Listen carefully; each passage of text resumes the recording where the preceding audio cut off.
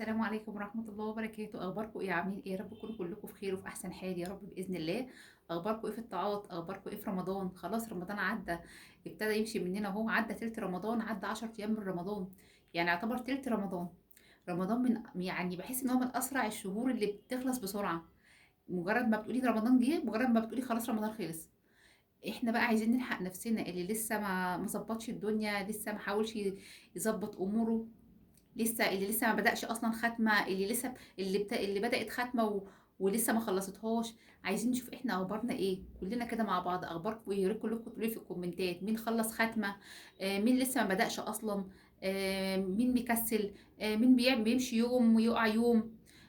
عايزين نشد أزر بعض، ناخد بإيد بعض. عايزين يعني نحس كده، ان احنا كلنا واقفين جنب بعض، ان احنا كلنا بنسند بعض، لما حد بيقع التاني بيشده. فاكتبوا لي كده في الكومنتات كده، انتوا اخباركم ايه في الطاعات؟ عاملين ايه؟ الحاجات اللي قلنا عليها قبل رمضان ابتديتوا فيها؟ الخطه بتاعت رمضان بداتوا فيها ولا ما بداتوش؟ لسه في ناس يعني تقول بكره هعمل بكره، طب كمان يومين هشتغل، طب النهارده بس عشان ما كنتش فاضيه، طب ان اصل راحت عليا نومه النهارده فما عرفتش ان انا اصلي التراويح، طب النهارده ما لحقتش، كنت واقفه في المطبخ وكان عندي عزومه ما لحقتش ابقى اقرا في المصحف، الورد بتاع القران ما قراتوش النهارده.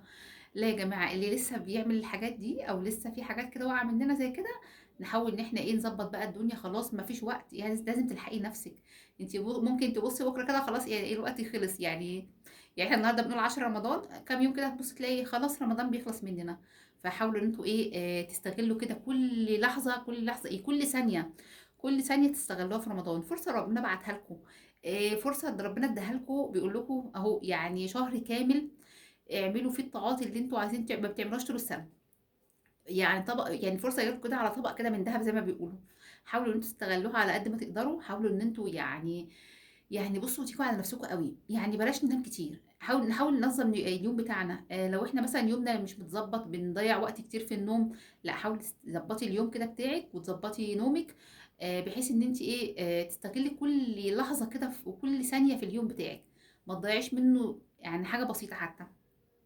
طب بصي، اول حاجه حاولي تعملي ايه، حاولي ان انت يعني لو انت مثلا من النوع اللي بينام مثلا وقت كبير في رمضان عشان الصيام وكده، ما بتقدرش مثلا يعني تصحى في رمضان، حاولي يبقى يومك منظم ونومك كمان منظم، يعني اليوم والنوم تنظميهم. يعني مثلا لو انت مثلا من النوع اللي بيتسحر وبيقعد مثلا بعد الفجر، يصلي الفجر ويقعد ويفضل قاعد مثلا للجلسه بتاعت الشروق الصبح، لغايه ما يصلي الشروق وكده، يعني اللي هي بتحتسب لك عمره يعني وكده. لو انت من النوع دوت وبعد كده بتنامي بقى طول النهار، لا كده ما ينفعش. حاولي تنامي لك مثلا لغايه الظهر وايه، وكملي بقى يومك عادي، وتعالي كده بعد مثلا ما تصلي المغرب وادخلي ايه، يعني ايه، ادخلي كده بعد المغرب كده نامي لك ساعتين وتصحي بقى تصلي العشاء والتراويح. يبقى انت كده كسبتي اليوم بتاعك، ما ضيعتوهوش في النوم وكده، وفي نفس الوقت عملتي الجلسه اللي انت بتحبيها. طب لو انت من النوع مثلا ما بيقعدش بعد الفجر وبيحب ينام مثلا بعد ما يصلي الفجر على طول ويصحى قبل مثلا الظهر يصلي الشروق، يصلي الضحى يعني، يبقى تمام حلو برضو كويس، مش حاجه وحشه. المهم انك ما تضيعيش ايه صلاه الضحى منك، وتحاولي تستغلي الوقت.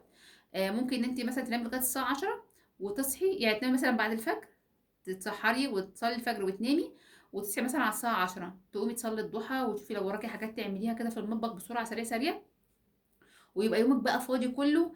ان انت مثلا تقراي القران، لو انت مثلا عندك يعني مثلا ورد في القران بتقرايه، عندك مثلا حاجه بتسمعيها عن الصحابه، عندك حاجه عن سيره النبي صلى الله عليه وسلم، حاجه في القصص كده. يعني بصي خلي يومك كده مليان، خلي يومك فيه حاجات كتير، ما يبقاش مقتصر بس على القران.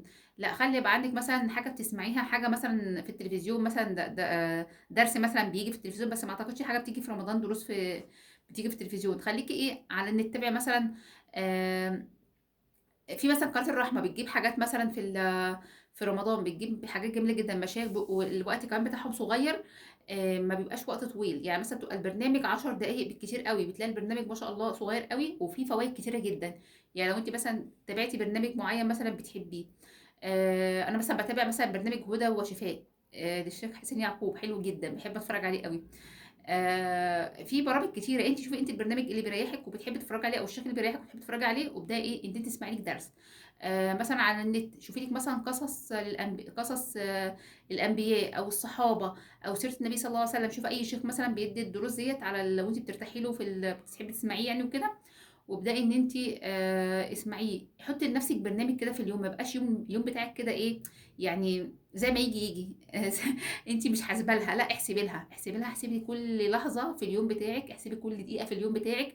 قولي من الساعه كذا للساعه كذا انا عندي ورد القران بتاعي، ومن الساعه كذا للساعه كذا انا عندي مثلا حاجه هقراها.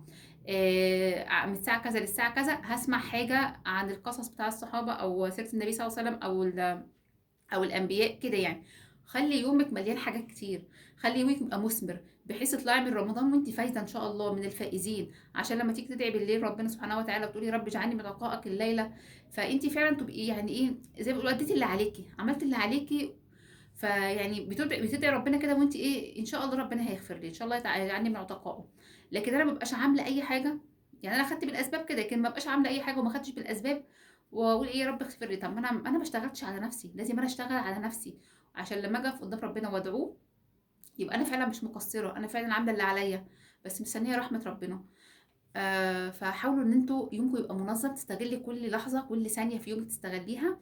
وما تقتصريش بس على ختمه واحده في رمضان، لا حاولي يبقى ليكي كذا ختمه، ويبقى ليكي تدبر وقت كده تتدبري فيه ايات مثلا معينه، سوره ايه مثلا وانت بتقراي كده، يعني وقعت على قلبك كده، يعني حسيتي قلبك كده ايه، وقف كده عندها، ولسانك كده وقف ما نطقش بعدها آية تانية، وحابة ان انت تفهمي الآية ديت ايه، الآية دي بتتكلم عن ايه. ارجعي لأي مفسر، اي تفسير عندك من التفسيرات اللي احنا قلنا عليها قبل كده. عندك مثلا تفسير السعدي، ابن كثير، ابو بكر الجزائري. بصي اي حاجه بتحبي تسمعي يعني اي حاجه اي شيء بتحبي تسمعي له التفسير بتاعه ارجعي له، او اي كتاب عندك للتفسير ارجعي له، وابداي شوفي الايه دي بتتكلم عن ايه، بتقول ايه.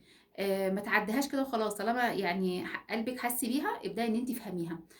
كلمه مثلا انت وانت بتقراي ما عرفتيش معناها مثلا في القران، هاتي كتاب كده صغير كده هوت في معاني الكلمات، او من على النت من على جوجل. بصوا النت ما خلاش اي حاجه، فانتي خلي القراءه بتاعتك تكون بفهم برضو، يعني ما تقرايش بسرعه كده هوت، وان انتي يعني زي قراءه الجورنان كده او المجله، لا خليها قراءه كده ايه يعني يكون فيها تدبر شويه. وبدايه التدبر للايات هي فهم المعاني وفهم الايه، يعني ان انا افهم الايه بتتكلم عن ايه، ان انا اعرف معاني الايه، كل معنى في الآية أعرفه، ودي بداية التدبر إن أنا أعرف معاني الكلمات بتاعة الآية. فلو عرفت معاني الكلمات بتاعة الآية هبدأ إن أنا أجمعها، حتى لو ما رجعتش لكتاب التفسير ولا حاجة، وهبدأ إن أنا أفهمها كده كفهم عام. فحاولي إن أنت يعني إيه وأنت بتقرأي كده يبقى ليكي إيه وقفات كده مع الآيات. لو شفتي مثلا نداء مثلا وانت بتقراي يا ايها الذين امنوا، ده ربنا بينده علينا، ما احنا الذين امنوا ان شاء الله، فيعني ربنا بينده عليا بيقول لي ايه يا ترى، بيامرني بامر ولا بينهيني عن نهي. فشوفي يا ايها الذين امنوا دي اللي بعديها جه ايه، نهي ولا امر، اشوف ربنا طالب مني ايه. فانت دايما ايه خليكي كده اما يجي نداء تشوفي ربنا عز وجل بيطلب منك ايه، يا ايها الذين امنوا يبقى في امر او في نهي. فتشوفي بقى، فهي فهمها كده، فهم الايات بيبقى كده، التدبر بيبقى كده كتدبر يعني بسيط، غير بقى ان انت تتعمقي مثلا في الايه وهتشوفي لها كذا تفسير، والمفسر ده بيقول كذا والمفسر ده بيقول كذا. فانت يعني ايه خليكي على حاجات بسيطه لو انت لسه مبتدئه، عشان ما تشتتيش نفسك وتشتتي ايه افكارك. فحاولي ان انت كمان يبقى ليكي يعني وقت معين كده تقعدي فيه مع نفسك، تشوفي كده انا مثلا اول ما هصحى من النوم يبقى عندي مثلا ورقه وقلم كده هكتب فيهم انا النهارده هعمل واحد اتنين تلاته، بحيث ابقى ماشيه منظمه. ده لو انت بتحبي الكتابه، لكن لو انت بتنظمي مع نفسك كده من غير ما بتكتبي خلاص، المهم يبقى انت منظمه يومك منظمه وقتك. بالذات الوقت في رمضان ده بيبقى وقت ثمين جدا، وقت مش عايزينه يضيع مننا. فحاولوا ان انتوا تغتنموا كل دقيقه في رمضان، صدقوني بجد والله. عايزين نشد بايد بعض، ناخد بايد بعض كده هوت، واللي لسه ما فاقش يفوق، واللي فايق الحمد لله بس ايه ماشي واحده واحده كده هوت، لا نحاول نزق شويه. حاولوا يا جماعه ما تخلوش الشهر يضيع منكم. انا قلت ايه اعمل الفيديو ده كده يعني كده طويل شويه بحيث نتكلم فيه مع بعض شويه. لو انتوا بقى حد ختم بقى يكتب لي في الكومنتات ختم ختمه واحده ولا ختمتين على حسب بقى. او لسه مثلا لسه هيبدا ختمه، لا اللي لسه هيبدا ختمه ده يحاول بقى ان هو ينجز كده هوت ويشد ازره شويه ويحاول إيه إن هو بقى يشد حيله شوية كده عشان إيه يلحق بقى قبل الوقت إيه ما يفوته. حاولوا تاخدوا حديث كده في رمضان وابدأوا إن أنتم تفهموه وفسروه، وابدأوا افهموا النبي صلى الله عليه وسلم كان يقصد إيه من الحديث دوّة. ولو تعرفي تطبقيه طبقيه. يعني فاهمة، حاولي إن أنتِ تشتغلي كده، أنتِ دوري على أفكار لنفسِك كدهوّة واشتغلي عليها، شوفي إيه اللي ما كنتيش بتعمليه السنة اللي فاتت وحاولي أنتِ السنة دي تعمليه، حاولي تغيّري السنة دي، يبقى أنتِ طلعتِ من رمضان متغيّرة. مش أنتِ الشخصية اللي دخلتِ في رمضان، لأ لازم تخرجي شخصية تانية، بس شخصية للأحسن طبعًا. طالعة بأفكار جديدة، طالعة بحاجات جديدة ما كنتيش بتعمليها، يكون فعلًا رمضان غيّر فينا. نحاول فعلًا إن إحنا نغيّر من نفسنا. بالذات في رمضان بيبقى سهل التغيير في رمضان سبحان الله، بيبقى يعني سبحان الله ربنا مهيأ لنا الأمر يعني، بيبقى الأمر يسير علينا وبنقدر إن إحنا نتغيّر. حتى اللي ما بيصلّيش بتبُصّوا تلاقوه بيصلّي في رمضان. يعني سبحان الله المساجد بتلاقيها ما شاء الله مليانة، بس تبقى مليانة أول مثلًا أول أسبوع كده والّا حاجة وبعد كده تبتدي تقِل. فمش عارفة إيه الفكرة يعني ربنا يهدينا ويهديهم. فحاولوا إن أنتم كده إيه تشدوا أزر بعض كدهوّة، ولو حد من صحابكم واقع حاولوا اتصلوا بيه واسألوا عليه وشوفوه كدهوّة، قولوا له أنت فين دلوقتي، أنت ختمت والّا لسه، طب أنت في نُص القرآن، طب أنت في أوله، أنت لسه مثلًا في البقرة، طب أنت في النساء، لأ حاولي إيه تابعي صحابِك. بجد والله ده كله أصلًا هيبقى في ميزان حسناتِك إن شاء الله، إن هو لمّا يعمل عمل يعني أكتر من اللي هو متعود عليه، ما ده هيرجع لِك أنتِ، يرجع في ميزان حسناتِك وأنتِ قاعدة في بيتِك ما عملتيش أي حاجة، أنتِ بس مجرد قضيتِ النصيحة، عرّفتيه بس الطريق، خدتِ بإيده.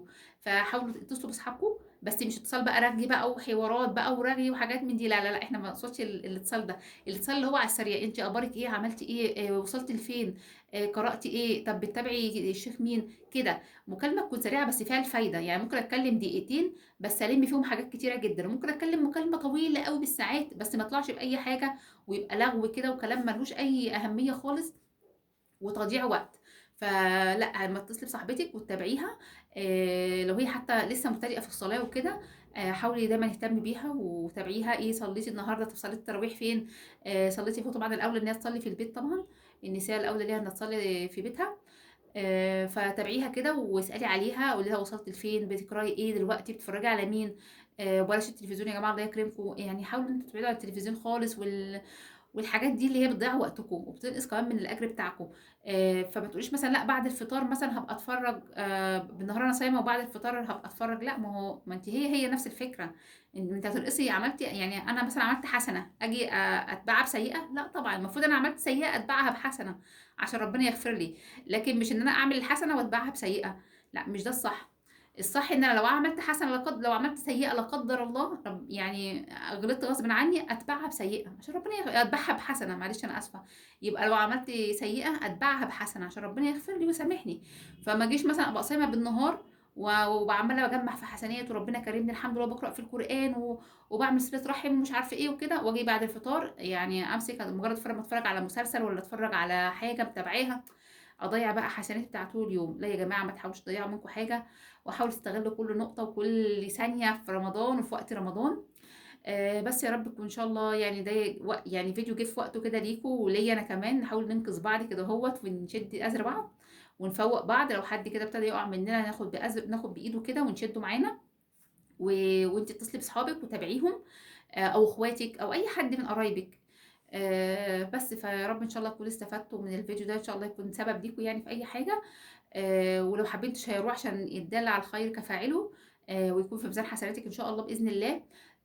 بس وتابعي بقى كل اللي حواليكِ، ولادِك بقى، أخواتِك، حبايبِك، صحابِك، مامتِك، صاحبتِك، أي حد بقى، جارتِك، ليكِ كلام معاها، فاهمين؟ أي حد كده تابعوه وابدأوا إن أنتم إيه، حمّسوه كده وقولوا له إحنا بنعمل كذا، أنت تعمل كذا معانا، بس ما يبقاش من باب الرياء. يعني لو هنعمل يبقى عمل مش من باب الرياء، عمل بس إن أنا إيه، بانصحه وباشجعه. تمام كده، يا رب بقى تكونوا استفدتوا من الفيديو، وفعلًا إن شاء الله استفدتوا منه بجد. لو عجبكم بقى ما تنسونيش بلايك وسبسكرايب للقناة، وأشوفكم على خير في فيديو جديد، ومع ألف سلامة حبايب قلبي.